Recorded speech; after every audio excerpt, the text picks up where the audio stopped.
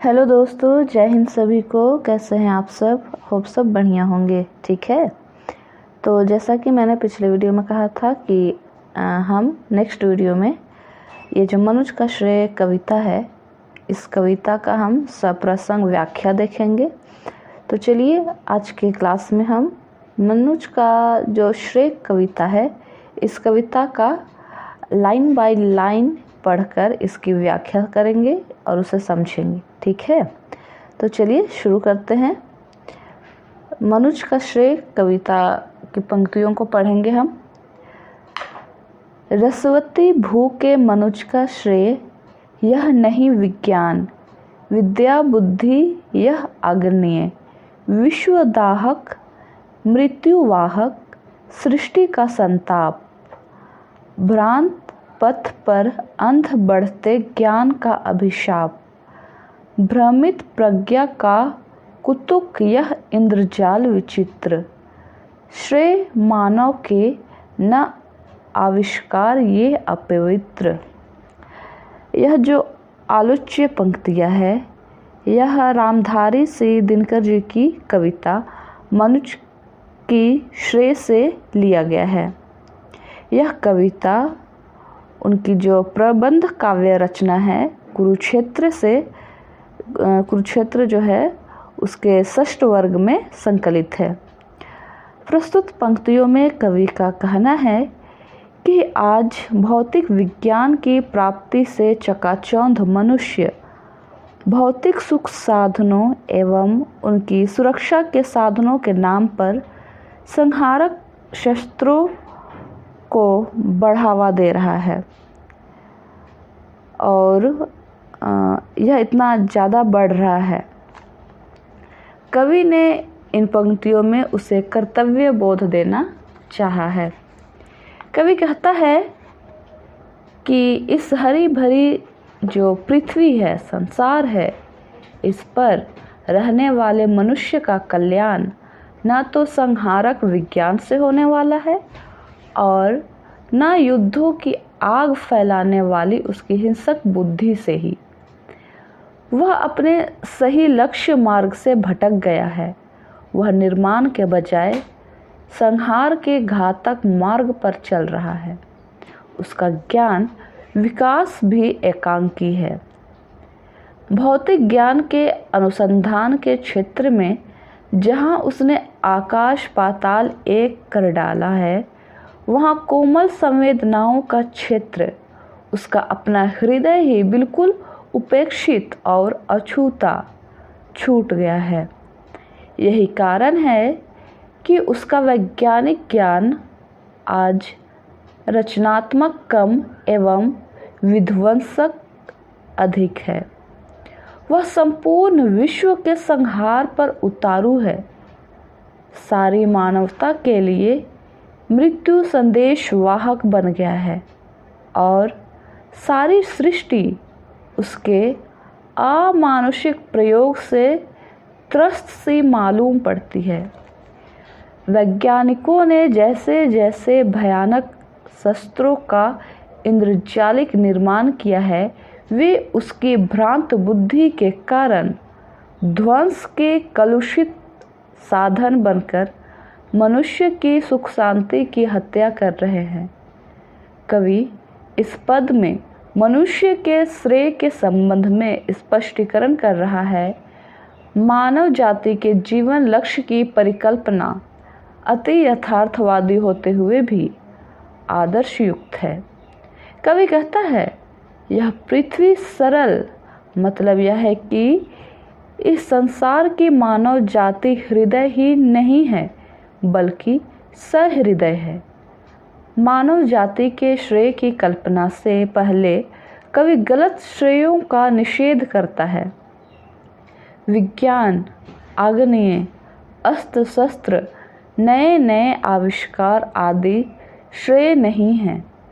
इनसे बुद्धि का विकास भले ही हो, किंतु मनुष्य की अंतिम लक्ष्य प्राप्ति इनसे नहीं हो सकती। भ्रांत पथ का राही मनुष्य नहीं है। विभिन्न वैज्ञानिक आविष्कारों के इंद्रजाल मनुष्य के प्राप्तव्य नहीं हैं। हिंसक आविष्कारों के पीछे प्रमत्त बनी मानव सभ्यता को कवि कोस रहा है और मानवतावादी लक्ष्यों को पुनः प्रतिष्ठित करना चाह रहा है।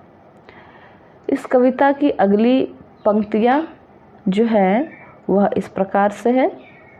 सावधान मनुष्य, यदि विज्ञान है तलवार तो इसे दे फेंक, तजकर मोह स्मृति के पार। हो चुका है सिद्ध, है तो शिशु अभी अज्ञान। फूल कांटों की तुझे कुछ भी नहीं पहचान। खेल सकता तू नहीं ले हाथ में तलवार, काट लेगा अंग, तीखी है बड़ी यह धार। यह जो पंक्तियां हैं यह रामधारी सिंह दिनकर द्वारा रचित जो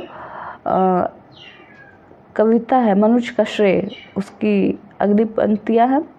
और इन पंक्तियों के माध्यम से कवि ने कहा है कि 20वीं शताब्दी के मनुष्यों को विज्ञान के भयावह प्रगति के विरुद्ध चेतावनी दिया है। विज्ञान की आधुनिक प्रगति से मानवता का जितना कल्याण हुआ है उससे भी अधिक उसका विनाश हुआ है, बल्कि विनाश की आशंका बढ़ी है।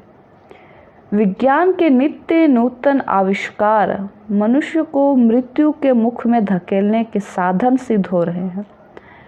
विज्ञान के जो रोज दिन प्रतिदिन नए नए आविष्कार हो रहे हैं वह मनुष्यों को मृत्यु की ओर धकेल रहा है, ऐसा कवि का मानना है। जैसा कि आप लोग देखते होंगे कि विज्ञान ने मोटरसाइकिल का आविष्कार किया, ट्रेन का आविष्कार किया, हवाई जहाज का आविष्कार किया, चाकू का आविष्कार किया, ठीक ना। तो जिस प्रकार मनुष्य ने अपने सुख साधन के लिए मोटरसाइकिल का गाड़ी का आविष्कार किया, लेकिन देखते हैं नित्य प्रतिदिन देखते हैं कि किस तरह से एक्सीडेंट होता है और लोग इस एक्सीडेंट के दौरान अपनी जान भी गंवा देते हैं। जैसे कि चाकू का आविष्कार हुआ है कुछ सब्जी फल फ्रूट काटने के लिए, लेकिन बहुत सारे मनुष्य इसका किस तरह से गलत प्रयोग करते हैं, एक दूसरे को मार देते हैं।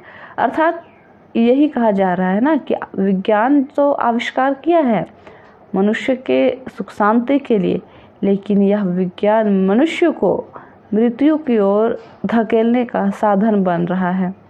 यदि सचमुच विज्ञान विनाश का माध्यम है तो मानव को इसके प्रति अपनी सारी ममता और आसक्ति को छोड़कर इसे अपने से इतनी दूर फेंक देना चाहिए कि इसकी याद तक नहीं बच जाए। अब यह बात अच्छी तरह प्रमाणित हो चुकी है कि मनुष्य सभ्यता के इतिहास में यह अबोध शिशु के समान है। उसे अब तक भले बुरे फूल काटे हित अहित की कुछ भी पहचान नहीं हो सकती है। जैसे एक छोटे बच्चे के हाथों में यदि तलवार पकड़ा दी जाए तो वह अपने ही हाथ काट डालेगा, उसी तरह विज्ञान की शक्ति जिसका उपयोग मानव और प्रकृति के चिरकालिक संग्राम में प्राकृतिक शक्तियों पर विजय पाने के निमित्त किया जाना चाहिए था, का आज स्वयं अपने ही भाइयों के प्राण लेने के लिए किया जा रहा है। मतलब विज्ञान का जो प्रयोग वह मानव जाति के हित के लिए किया जाना था, परंतु आज हम क्या देखते हैं, आज के इस आधुनिक समय में इसी विज्ञान का प्रयोग लोग अपने ही भाइयों का, अपने ही मित्रों, अपने ही परिवार के लोगों का प्राण लेने के लिए किया जा रहा है। इसमें एक उदाहरण देना चाहूँगी मैं कि अभी जिस प्रकार से एसिड अटैक होता है तो उस एसिड का प्रयोग वैज्ञानिकों ने कुछ नए चीज़ों के आविष्कार करने के लिए रखा था, है ना, रखते हैं वे लोग, परंतु लोग उसका प्रयोग देखते हैं ना अपनी गुस्सा को कंट्रोल नहीं करने की वजह से किस प्रकार गलत तरीके से प्रयोग करते हैं और अपने ही मित्र, अपने ही दोस्त, अपने ही भाइयों, अपने ही जान पहचान के लोगों पर इसका गलत प्रयोग करते हैं, जिसमें किसी न किसी एक पक्ष का जान चला जाता है, वह समाज से दूर हो जाता है। विज्ञान एक ऐसी तीखी धार वाली तलवार की तरह है जो तनिक सी असावधानी से गहरे घाव लगा देती है। अतएव कवि इससे मानव समाज को तब तक अलग रहने को कहता है जब तक स्वयं उसमें इसके सदुपयोग की बुद्धि विकसित नहीं हो जाए। मतलब कवि जो है वह मनुष्य को एक शिशु के समान मानते हैं और कहते हैं कि जिस प्रकार एक शिशु को किसी भी चीज़ के बारे में कुछ भी पता नहीं होता है, उसी प्रकार मनुष्य भी है, उसे भी विज्ञान के विषय में नहीं पता है। और जब तक उसे विज्ञान के विषय में पूरी तरह से जानकारी प्राप्त ना हो, वह इसका किस प्रकार से प्रयोग करे मनुष्य जाति के विकास के लिए, उसके हित के लिए, या जब तक उसे इसके बारे में बोध ना हो, उसे ज्ञान ना हो, वह जाने नहीं, तब तक उसे इस चीज़ से दूर ही रहना चाहिए। कवि सारी मानव जाति को सावधान कर देना चाहता है कि विज्ञान हिंसक है, तलवार की तरह घातक है। मनुष्य को अभी फूल कांटों की पहचान नहीं है, अतः विज्ञान रूपी तलवार का वह दुरुपयोग कर देगा। विज्ञान को कवि एक तीखी धार वाली तलवार की तरह देखते हैं, इसीलिए कहते हैं वह मनुष्य को कि हे मनुष्य, तुम इस तीखी तलवार से दूर रहो, क्योंकि तुम एक शिशु के समान हो, तुम्हें नहीं पता कि किसका प्रयोग कैसे करना है। यदि तुमसे भूल चूक हो गई, तुमसे नहीं संभाल पाए, तो यह अंततः तुम्हारे ऊपर ही भारी पड़ेगा। हो सकता है इसी तलवार से अपने प्राण भी समाप्त कर ले। मनुष्य अभी हृदय के विकास की दृष्टि से पूर्ण समर्थ नहीं है, अविकसित है। कविता की अगली पंक्तियाँ जो है वह इस प्रकार है। रसवती भू के मनुज का श्रेय, यह नहीं विज्ञान कटु अग्निय। श्रेय उसका प्राण में बहती प्रणय की वायु, मानवों के हेतु अर्पित मानवों की आयु। कवि का मानना है कि भौतिक विज्ञान के क्षेत्र में अप्रत्याशित प्रगति कर आज मनुष्य घोर अहंकारी और हिंसक वृत्ति वाला हो गया है। वह अपने श्रेय से दूर होता चला गया है। उसे पता ही नहीं है कि उसका एम क्या है, उसका मोटिव क्या होना चाहिए। इन पंक्तियों में कवि उसके श्रेय का संकेत करता है। कवि कहता है कि मानव इस वसुंधरा पर, इस धरती पर सभ्यता के विकास क्रम में फूला फला है। उसका कल्याण इस बात में नहीं है कि वह वैज्ञानिक खोजों से प्राप्त शक्तियों का संहारक उपयोग करना शुरू कर दे और सारी मानवता को ध्वंस कर दे। उसका एवं उसके साथ साथ पूरी मानवता का कल्याण तो वास्तव में प्रेम के साथ मिलजुल कर एक साथ रहने और कदम से कदम मिलाकर आगे बढ़ने में है। उसका बड़प्पन इस बात में नहीं कि वह ध्वंस का कितना आकांड तांडव मचा सकता है, बल्कि इस बात में है कि वह अपने बंधुओं के सुख कल्याण के लिए स्वार्थों का कितना त्याग कर सकता है और उसके हित साधन में कितना लीन रह सकता है। परंतु आज के समाज, आज की इस दुनिया को आपने बहुत अच्छी तरह से देख लिया है, परख लिया है कि किस प्रकार से लोग स्वार्थी हो गए हैं। लोगों को अपने परिवार, अपने भाई बहन, अपने सगे संबंधियों, अपने समाज से पहले उसे खुद का ध्यान आता है। सबसे पहले वह स्वयं के बारे में सोचता है। यह कदापि नहीं हो सकता कि वह किसी दूसरे के हित साधन में लीन हो सके। प्रस्तुत पंक्तियाँ जो हमने अभी पढ़ी, इसकी जो भाषा है वह लयात्मक सौंदर्य से युक्त है। संस्कृत निष्ठ शब्दावली का सृजनात्मक प्रयोग कवि ने इस पंक्तियों में किया है। इन पंक्तियों की भाषा सहज, सरल व संप्रेषणीय है। इस कविता की जो अगली पंक्तियां है वह इस प्रकार है। श्रेय उसका आंसुओं की धार, श्रेय उसका भग्न वीणा के अधीर पुकार, दिव्य भावों के जगत में जागरण का गान, मानवों का श्रेय, आत्मा का किरण अभियान। कवि कहता है कि मनुष्य का जो श्रेय है मानव बने रहने में है, उसे एक ऐसा संवेदनशील मानव बनना है जिसकी आंखें अपने अन्य बंधुओं के दुख देखकर करुणा के आंसू बहाने लगे। इसका तभी कल्याण हो सकता है जब वेदनाओं की चोट से जर्जर रहने पर भी उसके हृदय को सभी की सुख शांति की अधीर पुकार सुनाई पड़े। क्षमा, दया, करुणा, परोपकार आदि की दिव्य भावनाओं की दुनिया में विहार करने के लिए जागृति का गान गाना उसका परम श्रेय कर्तव्य है। यह भौतिक समृद्धि उसके संपूर्ण विकास का एक लघु अंश भर है। उसका संपूर्ण विकास उसकी आध्यात्मिक सत्ता के उन्नयन में है, जो उसे दिव्य भावों से भरने वाली एवं विश्व कल्याण के पथ पर प्रेरित करने वाली है। वस्तुतः ये सारे कर्तव्य ही उसके श्रेय पक्ष को सूचित करने वाले हैं। इस कविता की जो अगली पंक्तियां हैं वह इस प्रकार है। श्रेय होगा सुष्ठ विकसित मनुष्य का वह काल, जब नहीं होगी धरा नर के रुधिर से लाल।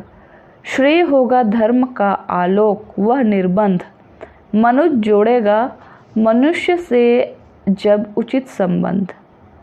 ये जो प्रस्तुत पंक्तियां हैं, इन पंक्तियों के माध्यम से कवि दिनकर ने विज्ञानवाद की बुद्धिवादिता एवं हृदयहीनता के विरुद्ध स्नेह, प्रेम और मानवतावादी तत्वों को प्रतिष्ठित किया है। दिनकर का विश्वास है कि जो मनुष्य है उसके लिए वह काल श्रेष्ठकर होगा, तब यह पृथ्वी मनुष्य के रक्त से कभी लाल न होगी। मनुष्य के लिए वही धर्म श्रेष्ठकर होगा जबकि एक मनुष्य दूसरे मनुष्य से अपना संबंध जोड़ेगी। यह संबंध प्रेम, सहानुभूति व मानवता के धरातल पर स्थापित होगी। प्रस्तुत पंक्तियों में कवि ने संस्कृत निष्ठ शब्दावली का सृजनात्मक प्रयोग किया है। भाषा सहज सरल है, लयात्मक सौंदर्य से परिपूर्ण भी है। इस प्रकार हम लोगों ने आज की क्लास में मनुज का श्रेय जो कविता है, इस कविता को एक एक लाइन पढ़ा हम लोगों ने और उसका सब प्रसंग व्याख्या भी देखा। ठीक है, तो मैं आशा करती हूँ कि आज के क्लास में हम लोगों ने जो कुछ भी डिस्कस किया, हम लोगों ने जो कुछ भी पढ़ा, उसे आप लोगों ने अवश्य समझा होगा। और हम लोगों ने जो भी डिस्कस किया है, आई थिंक आप लोगों को अवश्य ही यह हेल्पफुल रहा होगा। यदि हाँ, तो इसे लाइक कीजिए, शेयर कीजिए और यदि चैनल में नए हैं तो मोस्ट वेलकम, चैनल को सब्सक्राइब कीजिए। Thank you for watching.